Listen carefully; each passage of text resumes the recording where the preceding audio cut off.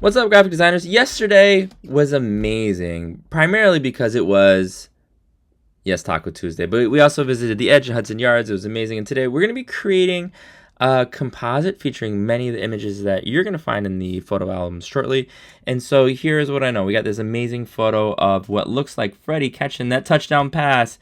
And what you're going to do is you're going to think about what elements you want to extract from your image. And so there I'm disabling the layer mask in the lower left hand corner. We've got a few of these guys playing soccer, and you know what I know?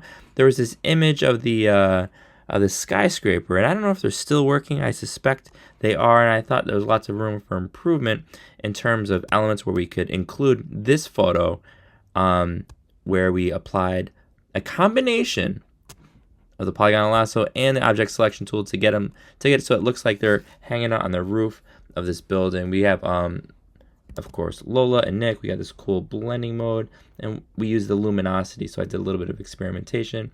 You know that we had to desaturate, and so we came across something that looked kind of cool. So this is not amazing. I really like luminosity. You're gonna experiment. My man Angel is hanging out at Shake Shack in the mall, and I just want to highlight one thing. So we just wrapped up that what we're reading teacher poster project in the week before spring break, and here's an example, a real world example of that inversion technique that we were talking about as it relates to the title and the author's name. So here we have like tan on brown, brown on tan, right? Two colors. We got this combination. This looks awesome. You guys are amazing. And so what else are we going to do? So you're going to create a composite that resonates with you, and in some order, in an order of your choice, I'm going to give you this option.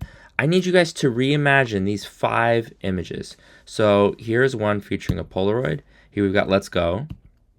Here we've got, I think this is like this Coro Italia image, No Other Name, and another variation of No Other Name, and then Sunset. And so what I would be curious is to see if you guys can, instead of writing sunset, maybe you write lab, maybe you write edge, maybe you write some combination, and you're going to be using photos from this project. So instead of maybe no other name, you're going to come up with an image.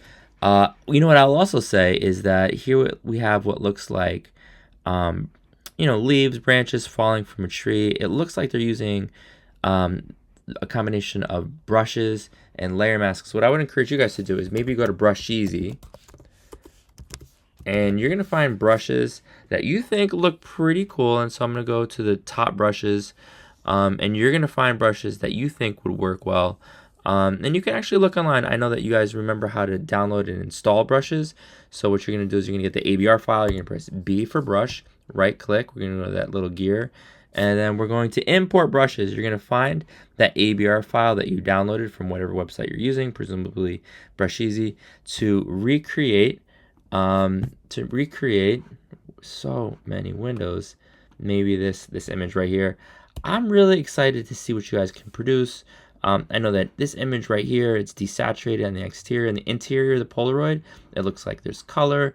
I can see what looks like some birds flying out in the background. I want you guys to reimagine this. I want you guys to be super creative. So it looks like you're going to submit maybe 5 or 6 different images for this project. I'm going to repeat. You're going to reimagine this one, 2, 3, 4, and then 5. Cannot wait to see what you guys produce. We're working hard today. We're working tomorrow, Friday. We're going to finish the year strong. You guys are the best.